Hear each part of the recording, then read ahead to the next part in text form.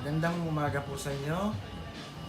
Nandito po ako sa Olongapo City sa aming tindahan na musical store. At meron po akong ite-testimony sa inyo at patunay na nangyari sa buhay ko.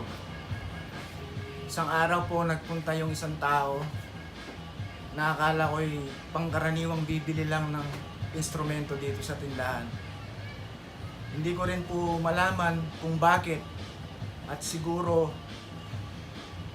dahil matagal ko na pong nararamdaman yung karamdaman na to, yun nga po, yung pagbibleed ng aking pagka magdudumi ako.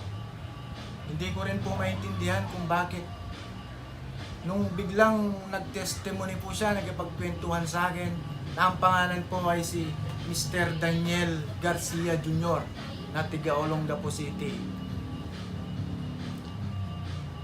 Nagkwento po siya, akala ko pangkaraniwang kwentuhan din po ang magaganap sa amin. Ngunit hindi ko rin po in-expect na magte-testify siya ng ganon. May mga proof siya na nakapag-heal siya sa iba't ibang lugar, mapa-abroad man o dito sa Pilipinas. Meron po siyang proof na pinakita sa akin. At yun nga po, doon ko nabanggit na meron akong nararamdaman na bleeding pag magdudumi ako. So, praise God po sa buhay ko. Sa pamamagitan po ni Mr. Daniel Garcia Jr., pinainom lang po ako ng tubig na dinasalan niya. At bago siya umalis, hinipo niya po ang aking katawan. Yun po, praise God po.